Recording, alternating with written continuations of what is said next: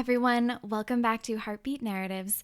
My name is Molly and I'm your host, and I'm so excited for this interview. It has been maybe about a year in the making, but today's episode is inspired by someone who clearly understands the pursuit of joy.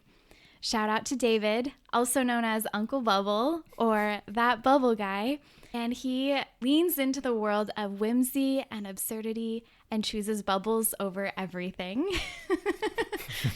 And so about a year ago, I was at a beach park here in Honolulu, and in the distance, as the sun was setting, we saw people dancing, the glint of bubbles in the night sky. And so we made our way over to where we discovered you and your community of joy, people dancing silent disco, making these enormous bubbles, and we danced for like an hour. I felt like it really tapped into that inner child, that spark.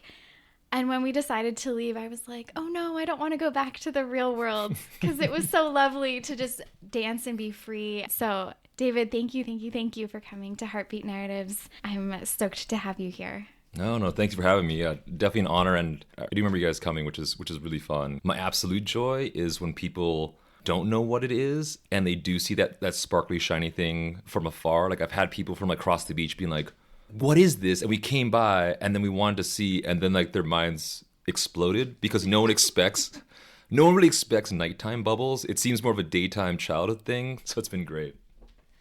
How did you get into bubbling in the first place? Because I feel like that's the root question that leads into a lot of other things. Yeah, it was interesting timing. So I was born and raised in Hawaii, and then I went to California for like college, and then like 2019 or something, I met this one person, Anna, who was bubbling or would do these giant bubbles, and I'm like, oh my God, I love this. And then very quickly after that, the world went crazy and just like kind of like locked down. And so I was like, oh, okay, what do I do? Do I try to make sourdough bread? Do I try, like I was going through all the options. And then the thing that came back to me was bubbles or giant bubbles, because it was just enough like third grade science that I started making I went down the rabbit hole of insanity trying to make the most strong, most powerful bubble ever. And so I just started like working on different formulas, and then it slowly became my decompression, where I would go outside, have some music, and just like bubble by myself, find a little spot. That eventually evolved into what I called gorilla bubbling, where I would get like a backpack, just a big backpack, just way too heavy, full of gallons of bubble juice and like my collapsible bucket and like bubble wands. And I would just like bike, and I would find spots to like legitimately bubble for like 5 minutes with my mask on, and then all right, see you later, and just like bop off and just kind of drop these little dollops of whimsy. And I remember there was a specific time, I think one was like the earlier ones I was doing it, where I was watching this small family, like a mom, a dad, and like their little kid. They're on the beach, everyone's super far away, and I recognized them. I started bubbling just like around them, and the kid just loses their mind. The kid is going crazy. The dad, the mom, they're all like kind of playing together. And it was like this little container of joy and happiness in a time that was like, oh my God, all the stressors. So it was such a steam release. And then as I was like packing up, the dad came up to me. He had like tears, or his eyes were like really blurry. He's like, hey, I didn't know how much I needed that. And he's like, is it okay to hug you? And I'm like, yeah, let's do. And like, so it was just like this moment of like, oh, a release. And I was like, okay, there's something more here than just bubbles. So then I just kept doing it. And now, good Lord, 6 years later, I'm still bubbling. The bubbles are getting bigger. The madness increases. I have 17 bubble formulas now that I'm like customizing for different scenarios, or like trying to reverse engineer other ones to like, glow in the dark bubbles, scented bubbles for weddings. I'm working on a bioluminescent bubble right now, which is a real pickle, but I'm working on it. So yeah, it's been really great. I just love that you're leaning fully into this joy. It's so rare that people will actually prioritize something fun and kind of make it into their purpose. Yes. And you're actually doing it. So I want to like get to the root of all of this, because I haven't interviewed anybody who is doing this true joy work for the community in the same way that you are, where it's like lighthearted and fun, but then again, it gets to that deeper core, that essence of our being that can unlock something so easily. And people go to therapy to try to get to that point when you can like bubble and dance and just have fun and be outdoors in nature. So, David, what makes your heart beat? What brings you joy? Ooh, what brings me joy?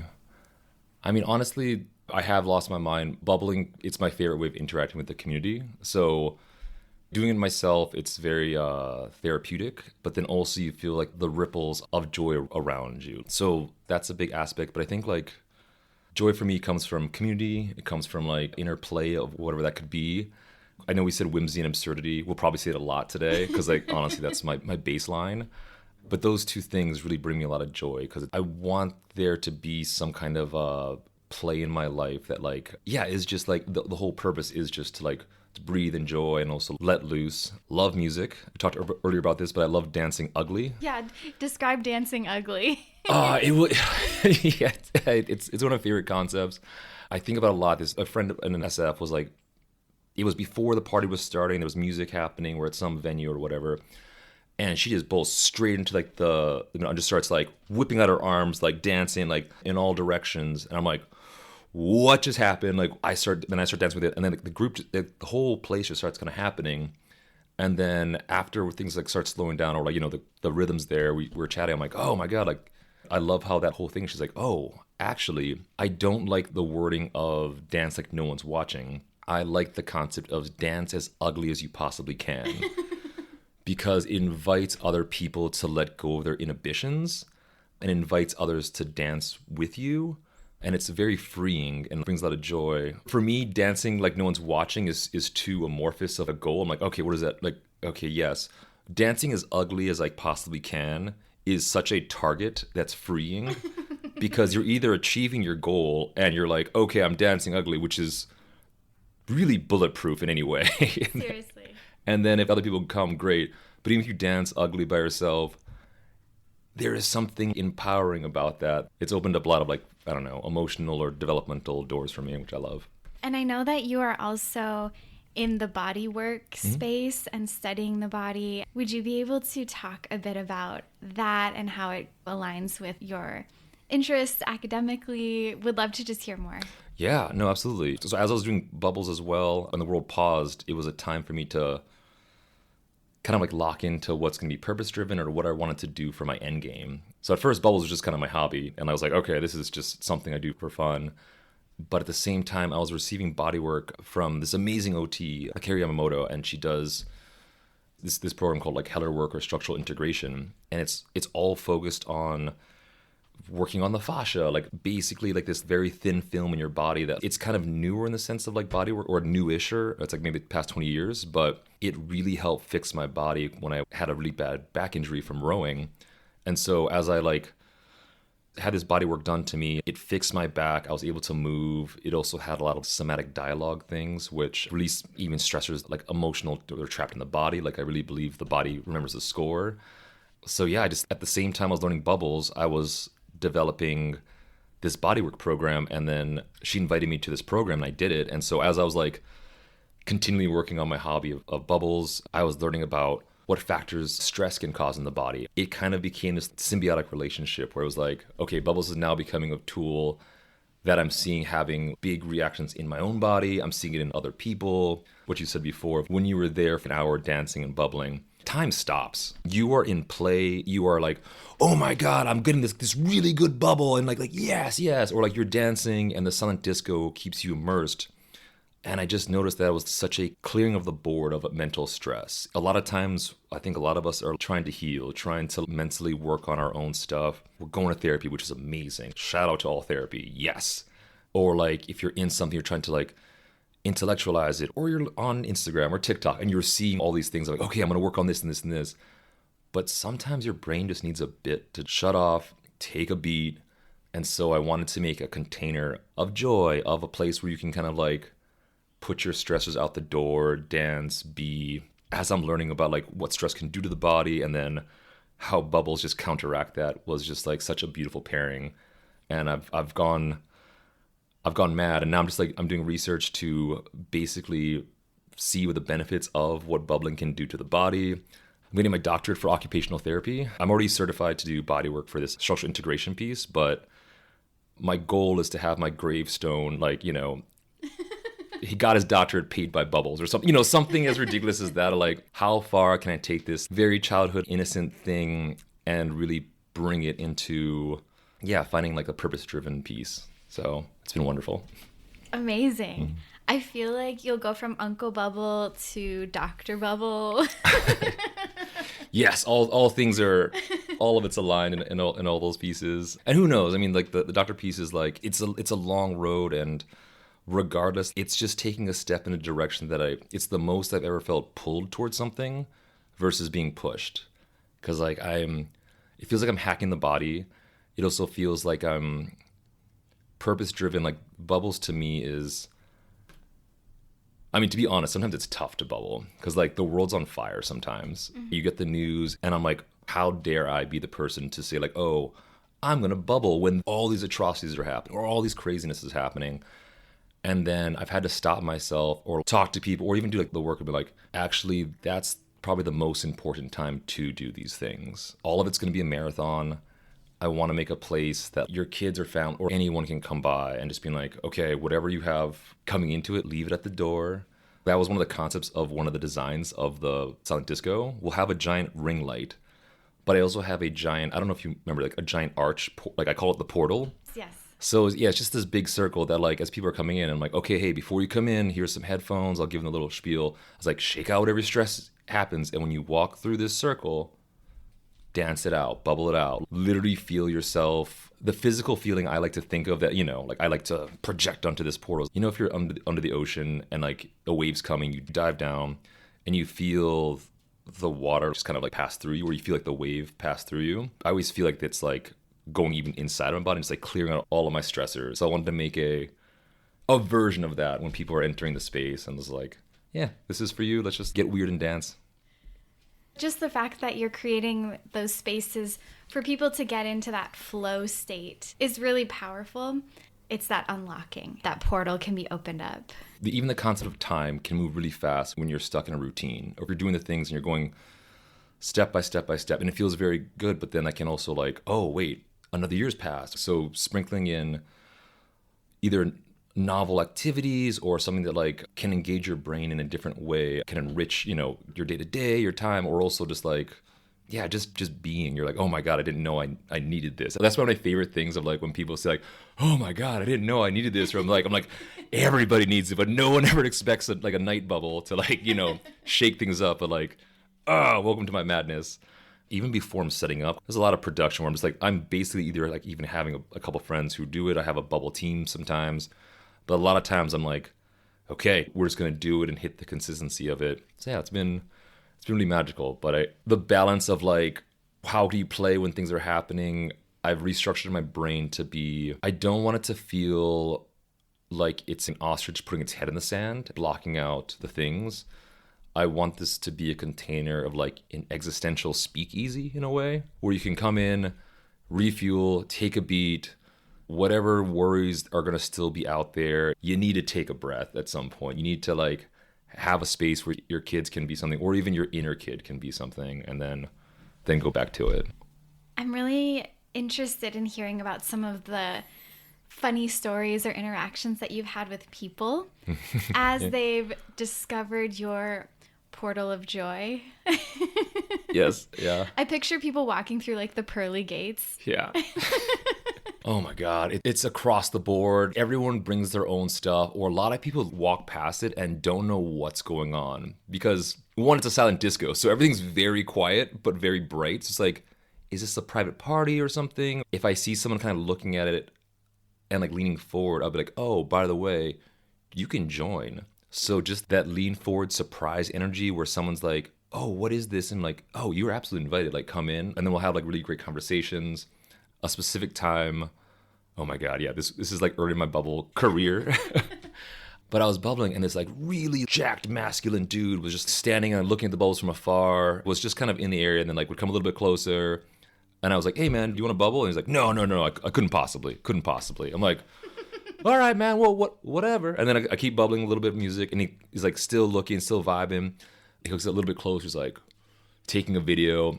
And I'm like, you sure? And he's like, okay. And then as soon as he started bubbling, his entire mannerisms was like a giddy chest. Like, oh my God, this is great. It went from this posturing to actually being a participant.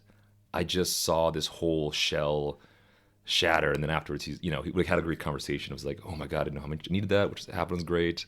I've had international tourists come by not knowing what this was. Even like the language barrier, we're doing Google Translate, and it's just like this beautiful concept of like, oh my God, what is this? And I'm like, it's wonderful.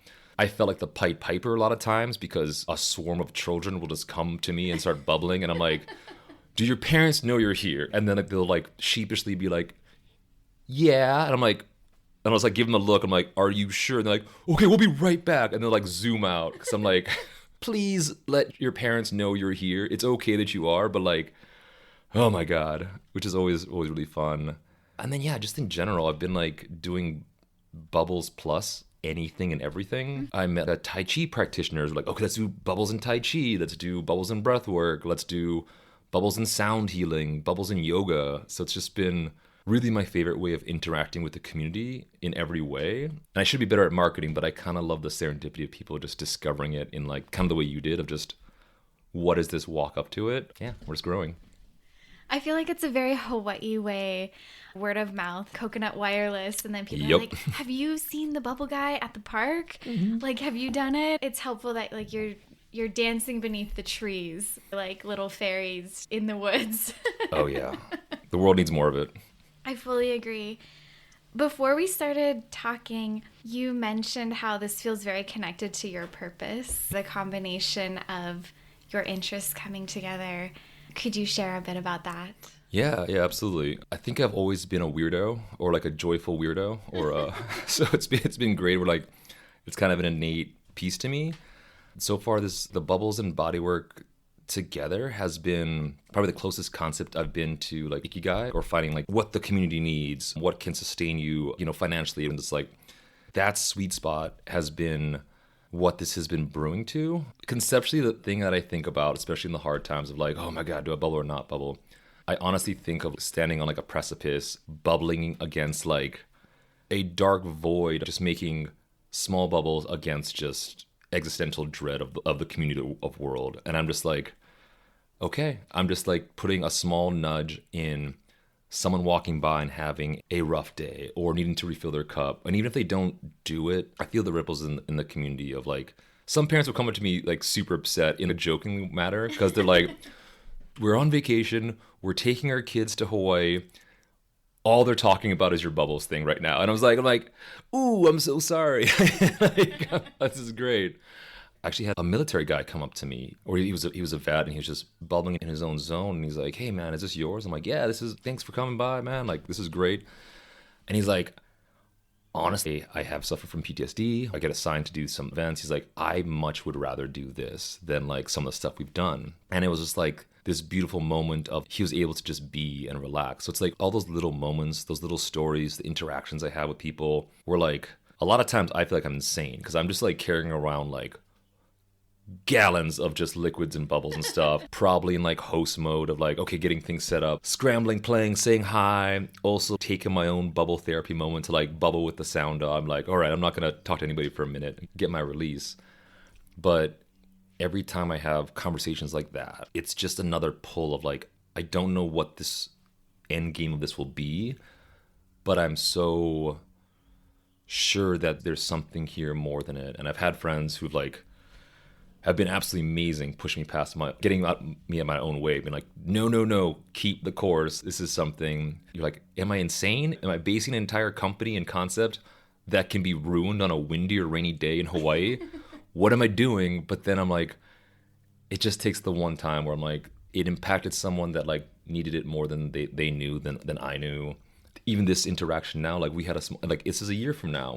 We're now doing this because it was impactful to you. Yes. So it's like, the purpose is like hitting like all aspects of like, it's tickling my science third gradeness where I'm just like, oh my God, you should see me in my bubble shop or my bubble notebook. It's insane. Like I'm reverse engineering flow toys for bubbles. The beginning of those experiments were horrible. Now I'm kind of like tweaking it, but like it's scratching my builder tinker side of it. It's scratching my inner childhood play version of it. I'm just following the breadcrumbs, I guess. I really do think that you're onto something, and you can totally build a lifestyle and income from this pursuit. And you kind of touched on this a little bit, but your own self-care practice. Mm-hmm. Are there other things that you do to kind of lean into that wellness within yourself? Oh, yeah. The concept I think about a lot is a table with a lot of legs or pillars. And so I'm just identifying certain pillars in my life of like, okay, what makes me my best version of myself? It's like a relationship with family, friends, community, which can all be in one, like a few legs, but I like to put them in separate ones because they kind of scratch different things for me. But movement is a big one for me. Yeah, whimsy, absurdity is another one. And then also like solo time. Like, am I recharging my cup? Am I doing the right things? There is kind of a meditation to it because I am making gallons of bubble juice. So I'm putting on music, I'm dancing, I'm quieting my mind. The Thursday one that we do for the silent disco, that's more my community facing one. But I'll bubble like every 2 days, just solo. Yes, with maybe people or not, but I can tell in my body if I'm either haven't moved enough to like shake things up. Jump in the ocean is a huge one. I like to get like color therapy of like just being in the mountains of getting some green. You know, as I'm getting older and friends are having kids and stuff like that, a lot of times I've seen the trend that sometimes when people are just starting out to have kids, they'll lock in because they're not getting sleep, they're not going out, so either relationships will shift or things like that. This has been a bridge to stay very close to my friends who are either starting families or needing an activity that is both kid and adult based, keeping that aspect and community alive as I'm like doing this ridiculous thing. Every few weeks, me and a couple of my friends, they're both dads, so they have very little time to hang out because like new babies, sleep, and all the things. But we'll carve out times. We call it BBB, which is just boys, bikes, and bubbles. And so it's just like a few dad friends, and we're just biking around Honolulu, and we'll just stop, talk about life. We'll do some bubble, like just like an hour and a half, like nothing crazy. There's just enough like that little jump on the bike with your friends energy. So yeah, all of it's kind of been like just igniting my soul.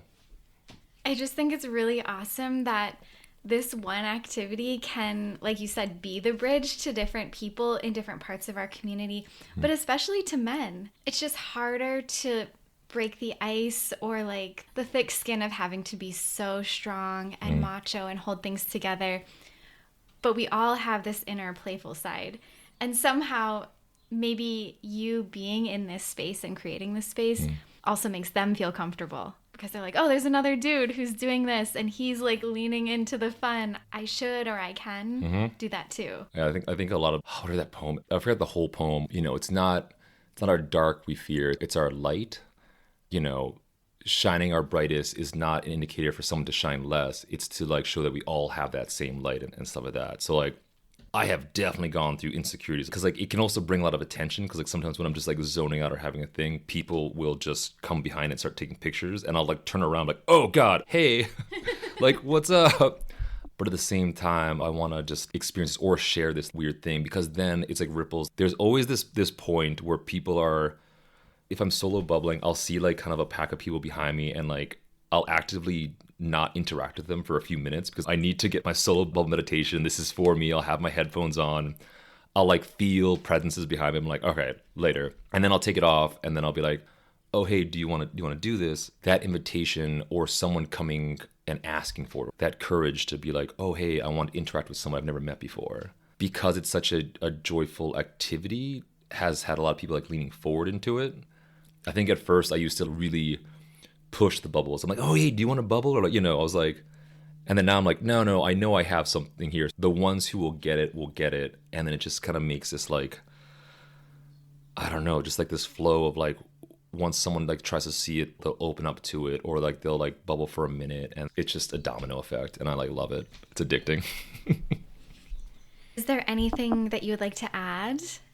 anything about joy that you want to share? Ooh, let me see. Like, honestly, I want to also like honor and recognize you for, like, you were kind of talking about you making this podcast, which is like, I love doers or people who are just making something at any level. I think a lot of people are, especially in the age of like AI, tech, we're so locked into our screens. There's a growing hunger and need to connect, turn things off, just be.